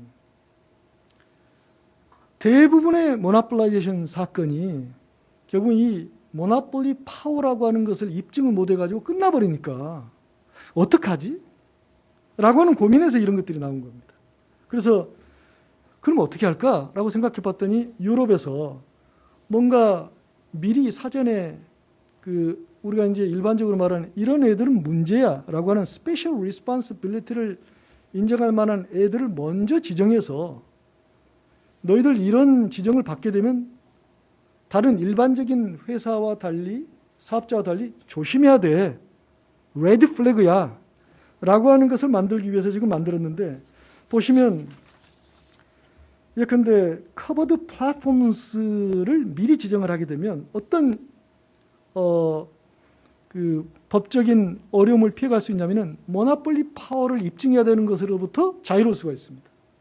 그러니까 엄청난 디스커버리 절차를 통해서 엄청난 리소스하고 시간을 써야 되는 그런 것들을 실무적으로 회피할 수 있기 때문에 바로 이 커버드 플랫폼스라고 하는 게 그게 그래서 의미가 있고 그 요건들도 보시면은 첫 번째 아까도 우리 발제자가 잘 설명을 하셨지만 당해 플랫폼 미국 내 월간 사용자 수가 5천만 명 이상이거나 뭐 이런 것도 있고 두 번째 그 시가총액이 우리나라 그 이 원화 기준으로 보면 한 630조 이상인데 보면 뻔한 거거든요. 지금 현재 그 시가총액 마켓 캡으로 봤을 때 이제 마지막 세 번째 나오는 게 이제 좀 그 어떻게 보면 누메리컬한 스탠다드가 아니기 때문에 법원에서 과연 앞으로 그 모노폴리 파워를 이스태블리셔야 되는 것보다는 훨씬 더 용이하게 만들었지만 이게 과연 크리티컬 트레이딩 파트너 핵심 거래 상대방이라고 하는 것을 과연 법적인 데피니션 속에서 어떻게 앞으로 해석할 것인지 그건 앞으로 주목되는 부분들이라고 할 수 있겠습니다. 그럼에도 불구하고 일반적으로 그 섹션 2 of Sherman Act 셔먼법 2조의 모노폴리제이션과 관련해서 가장 챌린징한 소위 말해서 마켓 파워의 입증 책임을 현저하게 경감시키는 그런 측면들이 있다. 이렇게 볼 수가 있겠고요. 그 다음에 이제 그 일반적으로 이 원고가 모노폴리 파워가 있고 이로 인해서 엔티 컴패리티브 이펙트가 있다라고 하는 것을 일흥에 입증을 해야 되는데 이렇게 입증을 하게 되면 일흥에 입증이 되면 입증 책임이 피고에게 전환돼서 피고는 충분한 이피션스가 있고 시너지도 있고 그래서 친경쟁적인 베니핏이 있다라고 하는 것을 사실은 항변을 하는데 만약 그 항변이 성공하게 되면 원고는 또다시 재항변으로 결국은 그 반경쟁적 효과가 친경쟁 효과보다 훨씬 더 높다라고 함으로써 이러한 그 과정을 통해 가지고 결국은 소송에 임하게 되고 소송의 그 성패가 좌우되게 되는데 그런 소위 말해서 이 비교 형량의 과정을 가급적 없애고 지금 한 그 플랫폼 경쟁과 기회에 관한 법률에 보면 한 13개 정도의 그 행위 유형을 나열을 해놨거든요. 거기에 일단은 법적으로 포섭이 되면 일단은 일흥은 법을 위반하는 게 되는 거고 물론 이제 그 뒤에 소위 말해서 어퍼머티브 디펜스도 있습니다.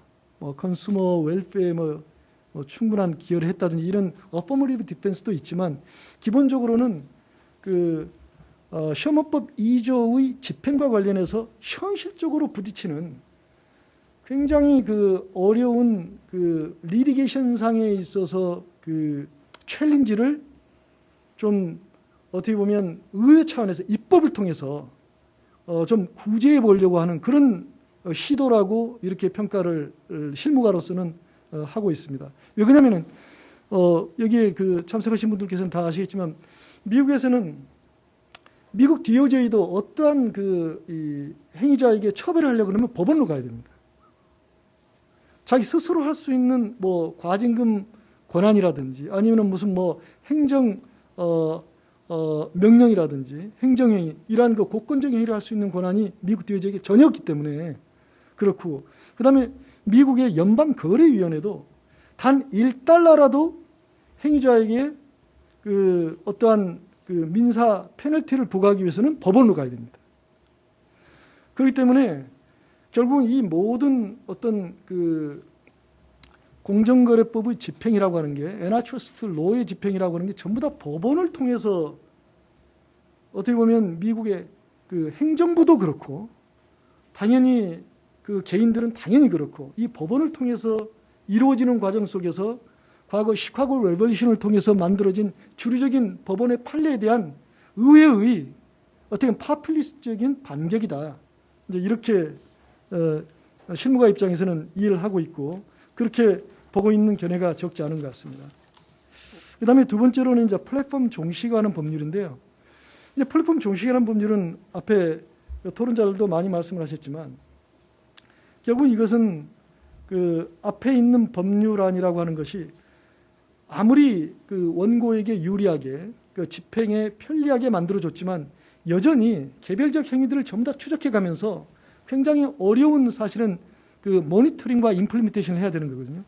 그것들을 막기 위해서는 아예 좀 구조적인 접근 방법을 해보자라고 하는 차원에서 나온 게 바로 이 플랫폼 종식에 관한 법률이고 이제 그 핵심 개념으로서 이제 뭐 그 conflict of interest라든지 그래서 결국은 어떻게 보면은 심판과 선수의 역할을 이중적 역할을 하는 것들을 어떤 식으로든지 사전적으로 한번 규제 보조가 하는. 아까 이제 쉬는 시간에 우리 이완 교수님께서도 여러 가지 말씀하셨지만 저희들이 볼 때 어떤 법률이 사전적이냐 사후적 규제냐라고 여러 가지 논의가 있을 수 있지만 어떻게 보면은 그 플랫폼 종식에 관한 법률이야말로 약간 사전적인 그런 요소가 가장 그 뚜렷하게 나타나는 그런 측면이 있다고 할 수 있겠습니다. 그러면은 이게 과연 과거에는 이렇게 못했나? 과거에 그 시험원법 2조, 시험원법 1조를 비롯해서 미국의 FTC법 5조도 마찬가지죠. 미국에서는 원천적으로 그 형평법적인 그런 구조수단이 있었기 때문에 에꼬리적인 그런 구조수단이 있었기 때문에 기본적으로 구조적 시정 조치를 그 법 체계 내에서 할 수 있다라고 하는, 적어도 이론적으로 할 수 있다라는 것이 늘 잠재되어 있었습니다. 그렇다 보니까 저희들 1911년에 그 스탠다드 오일 사건에서도 사실은 구조적 조치가 있었던 거고, 그 다음에 저희들이 뭐 플랫폼 회사라고 그 당시에는 볼 수 있었던 마이크로소프트 사건에 우리 그 이완 교수님께서 직접 하셨던 그 미국에서 2002년에 이거 컨센트 데크리 같은 경우도 맨 처음에 왔다 갔다 하면서 사실은 구조적 조치의 논의가 그렇게 법적인 한계와 관련된 논의가 없이도 이렇게 논의됐던 그런 배경은 기본적으로 미국에서는 드물지만 그 법적인 권한 내에 있다. 과연 이 특정한 사건에서 이렇게 드라스틱한 그런 메저가 어떤 프로포셔널리티 차원에서 필요한 거냐라고 하는 관점에서 이제 됐었던 것인데, 이러한 이 개별 법을 통해서 또는 특정한 어떤 인더스트리에 있어서의 과도한 경제력 집중과 관련해서는 좀 더 좀 적극적으로 해보자라고 하는 것이 바로 플랫폼 독점 종식에 관한 법률의 취지가 아니었나, 이런 생각을 가지고 있고요. 그 다음에 이제 이 플랫폼 경쟁과 그 기회에 관한 법률, 이거야 이제 우리들 뭐 우리나라 법에서 이제 올해 12월 말에 통과되는 개정법에 의하면 킬러 애쿠지션 관련된 그 법안이 시행이 되는데, 이게 이제 일종의 그 트랜잭션 밸류 테스트로 해서 사실은 독일, 오스트리아, 우리나라가 이제 어떻게 보면 선도적인 그런 나라로서 이렇게 많이 이제 보도도 되고 그렇지만, 사실상 제가 이제 킬러 애쿠지션 관련해서 굉장히 그 흥미로운 것이어서 옛날에 제가 2007년인가 8년인가 그때 당시 이제 퀄컴 원 사건을 했었는데, 우리나라에서는 퀄컴 원 사건이 단순하게 아주 간단한 법 위반 행위로 해서 끝났지만, 사실은 전 세계적으로 퀄컴 원 사건이 있었을 때 어떤 게 있었냐면 소위 말해 킬러 애쿠지션을 소위 말해서 그 모노폴라이제이션과 그 다음에 시장 지배적주의의 남용의 그러한 법적 조문에 기초해 가지고 처리하려고 하는 노력이 있었고, 실제로 지금 최근에 한 두세 건 같은 경우는 미국 DOJ가 킬러 애쿠지션 이슈를 시험원법 2조의 모노폴라이제이션으로 이렇게 하고 있고, 실제로 페이스북 사건 같은 경우에 과거의 왓츠앱이라든지 뭐 이런 것들은 이러한 별도의 킬러 애쿠지션에 관한 기업 결합과 관련된 법이 없다고 하더라도 미국에서는 시험원법 2조를 통해서 충분하게 할 수 있다라고 하는 그런 전제에 있었습니다. 그래서 바로 이 법률 자체도, 플랫폼 경쟁과 기회에 관한 법률도 어떻게 보면 미국에서는 기존에 있는 법률로도 할 수 있는데 뭔가 조금 더 좀 인포서들에게 조금 더 좀 유리하게 만들기 위해서 이제 만든 것이고, 특히 기존의 클레이튼 액트 같은 경우에는 substantially lessening of competition인데, 그런 경우에 substantial lessening competition에 물론 potential rival도 포함이 됩니다. 그런데 그것들을 조금 더 좀 potential rival이 실제로 substantial lessening competition 하는데 고려되는 정도에 있어서 조금 더 원고에게 유리하게 만들려고 하는 그런 substantive 스탠다드를 제공하는 게 바로 이 법의 취지로 이렇게 이해를 하고 있습니다. 말씀이 좀 길어져서 네 번째 소위 말하는 액세스 법률, 이에 대한 말씀은 좀 줄이도록 하겠지만, 이것도 마찬가지입니다. 결국은 데이터 포러빌리티, 그 다음에 그 데이터 인터체인지빌리티와 관련된 것들이 과거에 그 소위 말해서 essential facility와 관련해서 굉장히 많은 논의가 있었던 것이고, 미국에서는 사실은 1930년대 레일로드 터미널과 관련돼서 이미 이런 논의들이 쭉 있었던 것들이 아시다시피 뭐 1985년에 에스핀 스킹 사건이라든지, 그 다음에 또 그 뒤에 90년대 트윙코 사건이라든지, 그렇게 하면서 이게 너무나 어려워지는 거예요. 그래서 이렇게 기존에 있는 메인스트림 이러한 주리스프루던스의 기초에서 놔두게 되면 너무나 인포스하기 어렵다. 그러니까 의회가 도와주겠다라는 차원에서 이제 이게 만들어진 걸로 저는 이해를 하고 있는데요. 실질적으로 하원 그 법사위의 그 어떤 논의에서도 그렇고요. 그렇다면 그게 이제 마지막 결론인데요.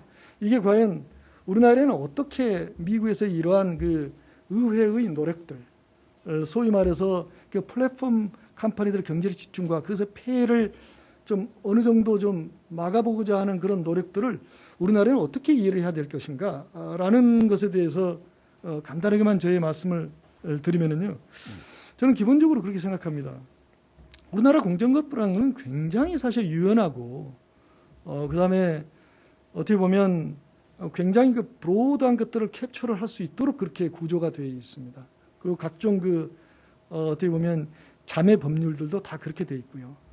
그래서 어떻게 보면 지금 미국에서 벌어지고 있는 새로운 컨셉트들, 그 다음에 또 어떻게 보면 새로운 제도들, 이런 것들에 대한 물론 그 어떤 방향으로 또 어떤 이슈 때문에 왜 이런 이슈들이 이렇게 크게 부각되고 있는지, 또 그것들을 해결하기 위한 아이디어는 뭔지, 툴은 뭔지, 디바이스는 뭔지라고 하는 것들에 대해서는 저희들이 굉장히 관심을 갖고 연구를 해야 되지만, 우리나라의 법 제도의 설계 관점에서는 그 기존에 있는 그 우리나라의 그 공정거래법상의 툴과 제도, 그리고 이게 우리나라는 아무래도 그 판례법 또는 그 사법주의로 운영되는 그 어떻게 보면 엔타이트러스트 인포스먼트 시스템하고 굉장히 다르기 때문에 우리 행정부 관점에서 할 수 있는 툴들이 굉장히 많아서 그런 관점에서 좀 그 큰 틀을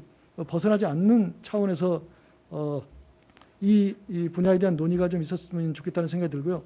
온라인 플랫폼법 지금 공정거래위원회에서 추진하고 있는 것은 사실은 그 내용 자체가 공정거래법의 어떻게 보면은 그 실체적인 그 기준의 변화를 추구하려고 하는 것은 아니고, 그 어떻게 보면 여러 가지 트랜스페런스라든지 그 다음에 디스클로저라든지 이런 것이기 때문에 제가 볼 때는 그 공정거래위원회 차원에서는 그런 차원에 있어서의 좀 온라인 플랫폼의 폐해를 그런 마지널한 그런 그 영역에 있어서의 좀 적극적인 그 행정부의 그 관심의 표현의 차원에서 하는 것은 저는 충분히 할 수 있는 그런 것이라고 봅니다. 다만 그 어떤 기존의 공정거래위원회 또는 공정거래법이 그 이때까지 쌓아왔던 여러 가지 선례들, 법원의 판례들이 충분하게 유연하게 이러한 그 온라인 플랫폼이 지금 저희들에게 도전하고 있는 그런 여러 가지 챌린지와 이슈들을 충분하게 처리할 수 있는 그런 제도적인 장치가 되어 있다고 저는 생각합니다. 이상에서 마치겠습니다. 네, 감사합니다. 역시 아주 살아있는 관점에서 설명을 들으니까 잘 이해가 되는 것 같습니다. 시간이 많이 지나기는 했는데 우리 이선희 교수님께서 질문도 해주셨고요. 그 사이 우리 유튜브 채팅을 통해서 질문을 보내주신 시청자께서 계십니다. 5개 패키지 법안이 실제 입법될 전망은 어떤지요? 공화당 쪽에서 반대 의견은 없는가요? 발표자에게 묻고 싶습니다. 라고 하셨습니다. 그래서 우리 발표자이신 우리 박준영 박사께 우리 시청자의 질문, 이선희 교수님의 질문, 기타 다른 토론자들의 말씀에 대해서 뭐 하실 말씀이 있으면 코멘트를 시간이 많이 갔으니까 좀 간략하게 좀 부탁드립니다. 먼저 일단 유튜브로 그 주신 질문에 대해서 답을 한번 드리면, 입법 예상은 뭐 정말 좀 좌장님께서도 마찬가지, 과장님 그리고 초론자분들께서 모두 말씀하셨듯이 굉장히 불확실한 것 같습니다. 그리고 상당히 장기간 시간이 걸릴 것으로 예상을 하고 있고, 정말 아직 이제 정말 그 법안의 초안 수준만 나온 것이어서 사실 지켜봐야 된다라는 것도 저의 견해이기도 하고요. 공화당 쪽에서의 뭐 반대 의견 그런 부분은 사실 제가 그 아직 구체적인 논의까지는 파악한 바가 없습니다만, 표면적으로는 지금 현재 입법부의 그 움직임은 초당적으로 이루어지고 있습니다. 모든 법안이 민주당 의원 1명, 공화당 의원 1명 이렇게 공동으로 지금 발의되고 있고, 또 특히 토론자이신 정용진 변호사님께서 최근에 그 경쟁저널에 실었던 글을 보면 지금 공화당하고 민주당 모두 각자의 입장에서 지금 이 빅테크 플랫폼을 규제해야 된다라는 그 필요성은 약간 공유하고 있는 듯한 그런 분위기다. 여기까지 한번 파악을 해서 말씀드리겠고요. 그리고 이선희 교수님께서 주신 질문에 대해서는 사실 법률의 뭐 소급표 관련 부분에 대해서는 정말 이게 또 법률의 초안이고, 저도 이제 거기까지는 제가 파악을 못했었는데, 그 몇 가지 특히 플랫폼 독점 종식 법률안에 현재 조항들에서 몇 가지 단서를 좀 볼 수가 있습니다. 제가 그 발표 때는 말씀 안 드렸습니다만, 제 2조 A 항에 어떤 문구가 들어있냐면, 특정 온라인 플랫폼이 적용 대상 플랫폼으로 지정된 시점부터 이게 금지된다라는 문구가 명시적으로 들어가 있고요. 그리고 또 한 가지는 이 적용 대상 플랫폼 지정을 할 때 많은 이제 보고서에서 아까 말씀드린 약간 누락되어 있는 부분인데, 이게 지정 당시에 그 월간 사업자나 이용자 수뿐만 아니라 이 12개월 이전 중에 어느 시점 하나라도 해당하면 이제 지정할 수가 있고요. 그 연 매출이나 시가총액 같은 경우에도 2년 전이라는 또 그 조건이 있기 때문에 어떻게 보면 그 부분에서 약간 좀 유연한 그거를 좀 이렇게 하려고 하지 않았을까, 자세를 취하려고 하지 않았을까라고 예상을 하는 바입니다. 그리고 주셨던 두 번째 질문인 EU와 미국의 어떤 차이에 대해서는 계속 뭐 토론과 논의에서 나온 것처럼 온라인 시장 환경의 차이가 있고, 기존 사실 경쟁법의 집행 수준에 있어서도 사실 차이가 있었고, 경쟁법 목적 부분에 있어서도 굉장한 차이를 보이고 있고, 어떻게 보면 이론적 철학에서도 차이가 있어 사실 EU 경쟁법과 미국 반독점법이 약간 좀 이렇게 대조되는 것으로 저희가 흔히 이해가 되기 때문에 그런 어떤 그 이유가 있는 것 같고요. 가장 큰 차이점은 좀 약간 구체적인 내용으로 들어가서는 저는 그 부분이라고 생각합니다. 저도 약간 그게 헷갈려서 좀 살펴봤는데요. 그러니까 EU DMA 그 법안 같은 경우에는 게이트키퍼에 대한 규정이 있고, 제가 말씀드린 대로 이 패키지 법안에는 크리티컬 트레이딩 파트너라는 부분이 있는데, 어떻게 보면 개념적으로 굉장히 유사한 개념입니다만 사실 규정 부분으로 들어가면 조금 그것을 입증하는, 그리고 그것을 이제 밝혀내는 데 약간 내용적 차이가 있기 때문에 어떻게 보면 가장 대표적인 차이가 아닐까 그렇게 생각했습니다. 네, 이상으로 마치겠습니다. 예, 시간 관계상 다른 추가 토론은 생략하도록 하겠습니다. 제가 최근에 읽은 미국의 어떤 글 중에 오늘 논의한 패키지 법안을 염두에 두고 빅테크 플랫폼에 대한 대응을 세 그룹으로 구별한 분들이 있더라고요.